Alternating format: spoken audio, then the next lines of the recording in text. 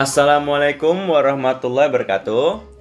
Dalam video ini, kita akan praktek olah data dan cara baca hasil dengan software Smart PLS untuk kasus bidang keuangan.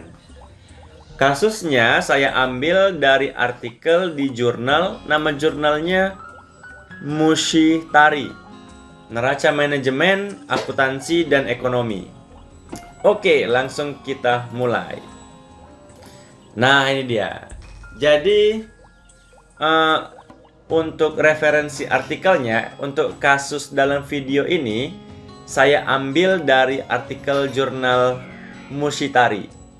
Jadi artikelnya itu, ini dia judulnya, pengaruh kebijakan dividen, profitabilitas, dan efisiensi operasional terhadap nilai perusahaan dengan struktur modal sebagai variabel intervening. Wah, itu dia, dan seterusnya. Artikel ini ditulis oleh Siti Aisyah dan Gustian Juanda ya. Oke. Jadi, tunggu, penulisnya siapa ya kalau kita lihat? Sorry, penulisnya salah. Penulisnya ini dia, Ari Setyawati sama Hui Huanus. Sorry. Ya, nanti saya perbaiki. Jadi artikelnya ini terbit pada tahun ini artikelnya terbit pada tahun 2024 ya. Pada tahun 2024. Kemudian ya inilah dia ya. Oke.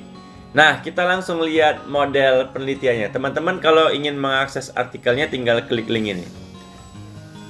Nah, inilah model yang diajukan beliau. Nah, ini gambar artikelnya.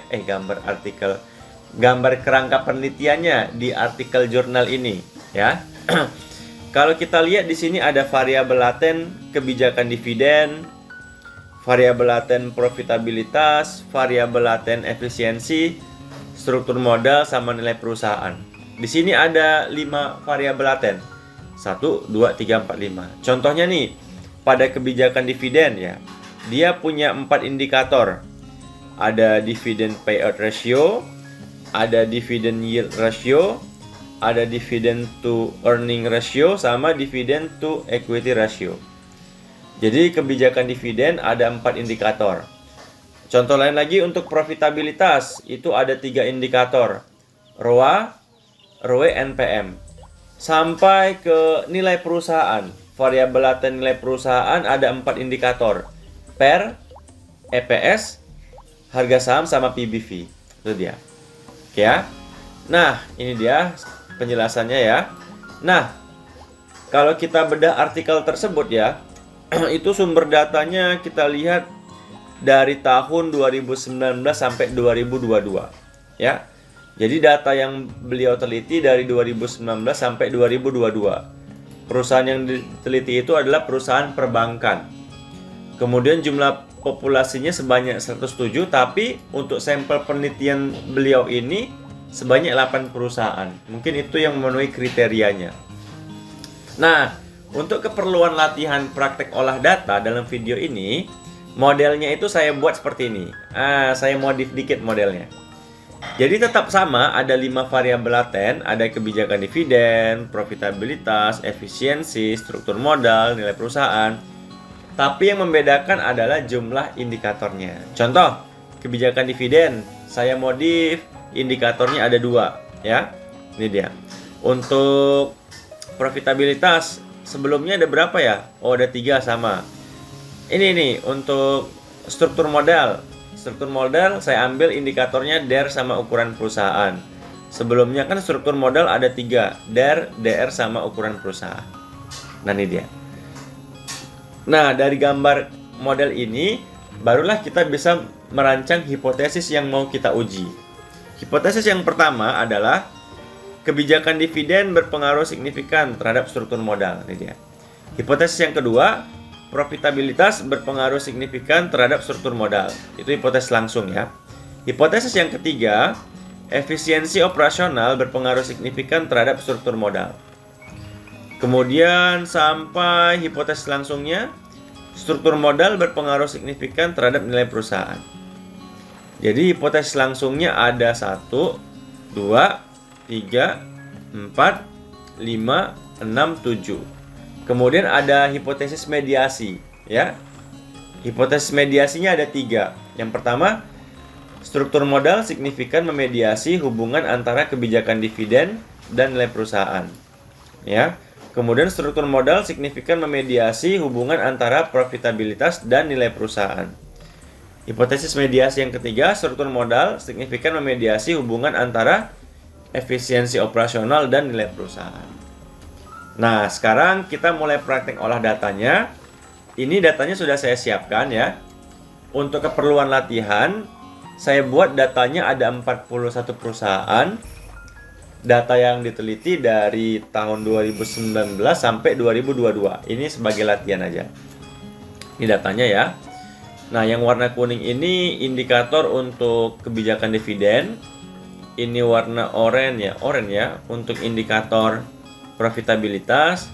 Yang hijau ini untuk indikator efisiensi operasional, yang hijau. Ini apa ya? Ini kayaknya pink ya. Ah, ini oranye gini.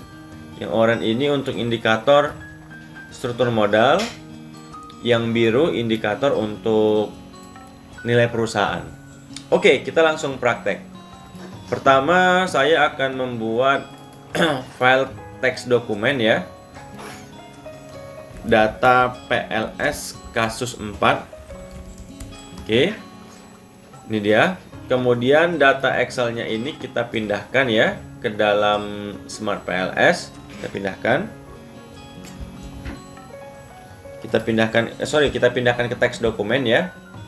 Oke, jangan lupa di save. Kemudian di close. Oke. Sekarang buka Smart PLS-nya. Di sini saya menggunakan Smart PLS versi 4. Pilih new project. Kita buat aja latihan kasus 4. Kita pilih create. Kemudian kita pilih import data file. Ini dia, kita import data PLS kasus 4, open, kemudian import, back, kemudian kita pilih create model, di sini pilih PLS, oke, save. Nah, kemudian baru kita buat variabel latennya. Ada, tunggu ya, kita ke atas, ada kebijakan dividen, kita buat laten variabel, kebijakan dividen, kemudian ada profitabilitas, ada efisiensi operasional, ada struktur modal, kemudian ada nilai perusahaan. Kemudian save, kita masukkan indikatornya.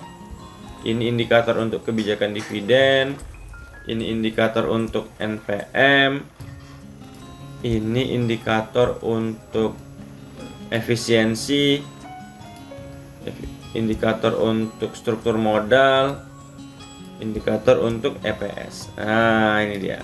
Ya, seperti ini ya gambarnya. Coba kita lihat ya, pas.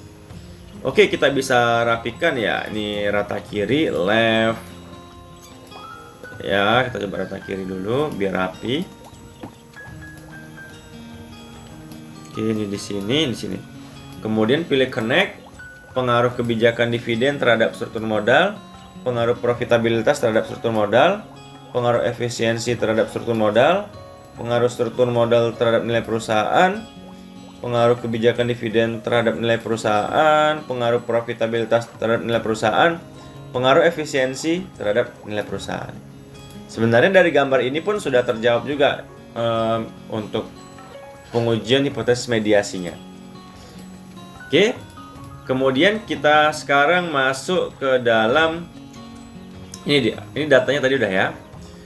Nah, jadi tahapan analisis, tahapan atau alur analisis statistik yang akan kita kerjakan. Itu saya ambil referensinya di buku Hare ya, A Primer on PLSM ya, edisi ketiga. Teman-teman bisa baca nanti. Ini kira-kira alur analisis yang akan kita kerjakan.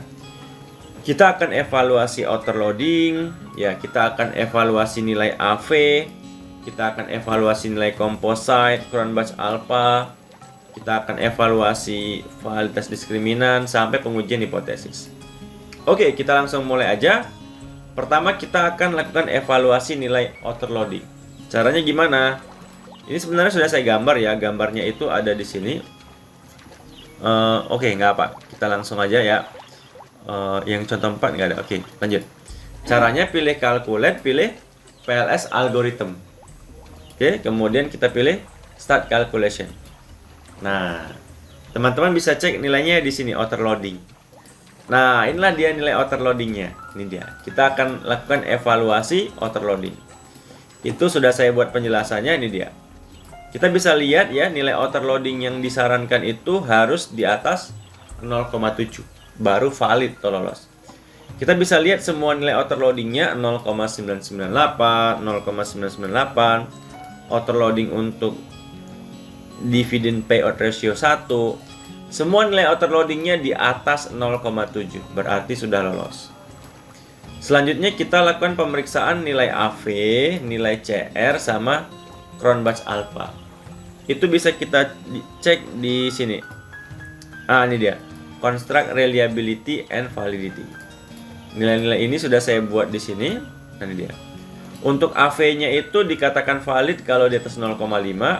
AV-nya udah lolos semua di atas 0,5. Untuk CR dan CA itu harus di atas 0,7.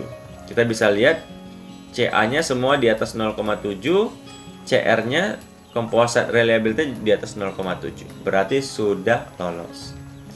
Kemudian kita lakukan evaluasi discriminant validity dengan pendekatan HTMT. Itu harus di bawah 0,9.